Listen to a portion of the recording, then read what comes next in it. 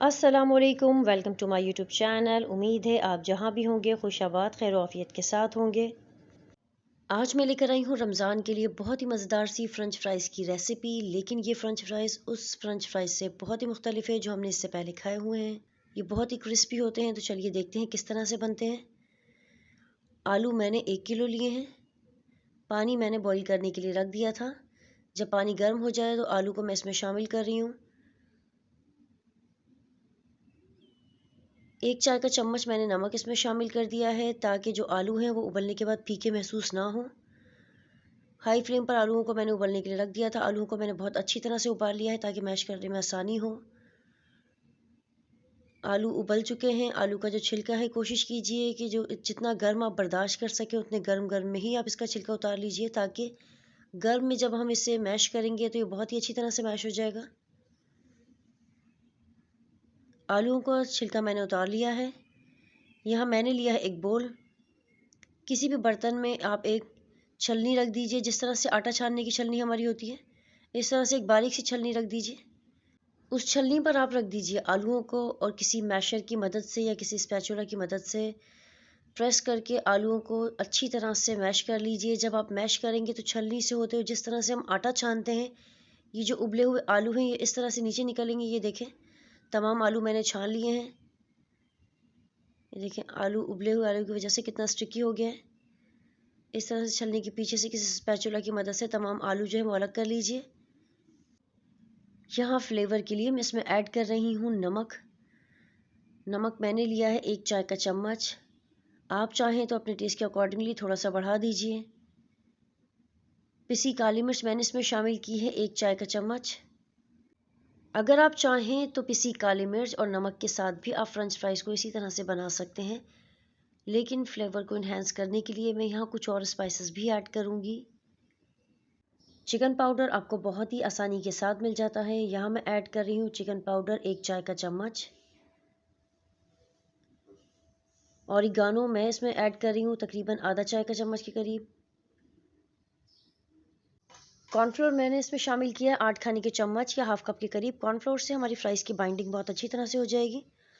Mozzarella cheese मैंने 150 ग्राम लिए है, जिसे मैंने बारीक बारीक सा ग्रेट कर लिया था। अगर आप चाहें तो मोज़रेला चीज़ आप स्किप कर सकते हैं। इन तमाम चीज़ों को मैं अच्छी तरह से मिला लूँगी ताकि जो स्पाइसेस हैं वो आलूओं के साथ अच्छी तरह से मिक्स हो जाएं। स्पाइसेस को आलूओं के साथ अच्छी तरह से मिक्स कर लिया। अगर आपको थोड़ा सा स्टिकी फील हो तो आप थोड़ा सा कॉर्नफ्लोर इसमें और ऐड कर सकते हैं। ये आटे की तरह की हमारी स्टिकी सी एक डो तैयार हो गई है। जिस तरह से हम आटे के लिए पेड़ा बनाते हैं बिल्कुल इसी तरह से मैंने इसका एक पेड़ा बना लिया है। हाथ की मदद से या बेलन की मदद से अच्छी तरह से आप इसे फ्लैट सा बेल लीजिए। ये डो बहुत ही सॉफ्ट है, आप हाथों की मदद से भी इसे अच्छी तरह से शेप दे सकते हैं, लेकिन जो जहाँ से थोड़ा सा अनइवन हो रहा था वो ख़त्म करने के लिए मैंने हल्का सा इस पर बेलन चलाया है छुरी की मदद से। इस तरह से लंबी लंबी जो है फ्राइज़ आप कट कर लीजिए।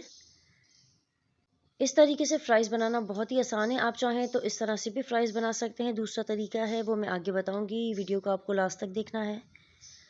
ऑयल मैंने गर्म करने के लिए रख दिया था। फ़्राइज़ को मैंने ऑयल में डाल दिया है। क्योंकि हमने जो फ़्राइज़ बनाई है वो हमने उबले हुए आलूओं से बनाई है, इसलिए बहुत ही जल्द मीडियम फ्लेम पर तकरीबन 4 से 5 मिनट में ही आपकी जो फ़्राइज़ हैं वो बहुत अच्छी फ्राई हो जाती हैं। जिस तरह से रेगुलर जो हमारा फ़्राइज़ बनाने का तरीका है उससे हम फ़्राइज़ बनाते हैं तो थोड़ी देर बाद ही आलू जो है वो बहुत ही सॉगी से सॉफ्ट से हो जाते हैं। लेकिन इस तरीके से आलू जो आप फ्राई करेंगे तो ये बहुत ही खस्ता, बहुत ही करारी सी फ्राइज़ बनेगी। अगर आप चाहें तो इस तरह से भी आलूओं को निकाल लीजिए। अगर आप चाहें तो थोड़ा सा इसको गोल्डन कलर देने के लिए और फ्राई कर लीजिए। फ्राइज़ हमारी रेडी हो गई हैं। आप चाहें तो अपनी मर्ज़ी का कोई सा भी शेप फ्राइज़ को दे सकते हैं। आप चाहें तो नगेट कटर भी यूज़ कर सकते हैं। अब हम दूसरे तरीके से फ्राइज़ रेडी करेंगे। उसके लिए मैंने इस तरह से जो डो तैयार की थी उसका मैंने एक पेड़ा सा ले लिया है। जिप लॉक बैग मैंने लिया है एक। जो ये डो हमारी है वो मैंने जिप लॉक बैग के अंदर डाल दी है। हल्के हाथ से प्रेस करते हुए इसे मैं बेल लूँगी। बेलन से, हाथ से, जिस तरह से भी आपको सहूलत हो आप इसे प्रेस कर लीजिए। ये देखें, जिप लॉक बैग की जो शक्ल है बिल्कुल ठीक उसी तरह से हमें इसे बेल लेना है। हर तरफ से हमें बिल्कुल इवन इसे कर लेना है। हमारी जो डो है वो बहुत ही आसानी के साथ जिप लॉक बैग की शेप में आ जाएगी। इसे सेट करने के लिए आधे घंटे के लिए मैं फ्रीज़र में रख रही हूँ। आधा घंटा हो चुका है। मैंने हमारी जो फ्राइज़ है वो मैंने फ्रीज़र से निकाल ली हैं। ज़िप-लॉक बैग को मैं इस तरह से इससे अलग कर लूँगी। छुरी से या किसी कैंची की मदद से आप ज़िप-लॉक बैग को काट लीजिए। अगर आप चाहें तो इस तरह से लंबाई में फ़्राइज़ को कट कर लीजिए, आप चाहें तो चौड़ाई के हिस्से से फ़्राइज़ को कट कर लीजिए। फ़्राइज़ को मैं कट कर लूँगी। बहुत ज़्यादा हमें इसे हार्ड सा फ्रीज़ नहीं करना है क्योंकि फिर फ़्राइज़ जो है वो कट नहीं होंगी। मैंने सिर्फ आधे घंटे के लिए सेट होने के लिए रखा था।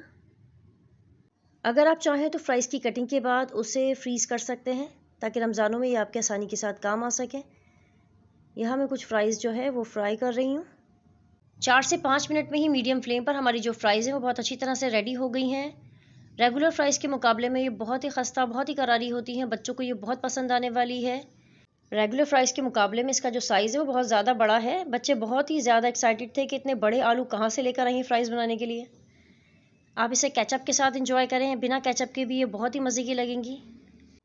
अगर आपको मेरी रेसिपीज़, मेरी रेमेडीज़ पसंद आती हैं, आप इन्हें ट्राई करते हैं तो अपना फ़ीडबैक ज़रूर दिया कीजिए। मेरे चैनल को लाइक, शेयर एंड सब्सक्राइब करना ना भूलिएगा। Mummy, it's too yummy.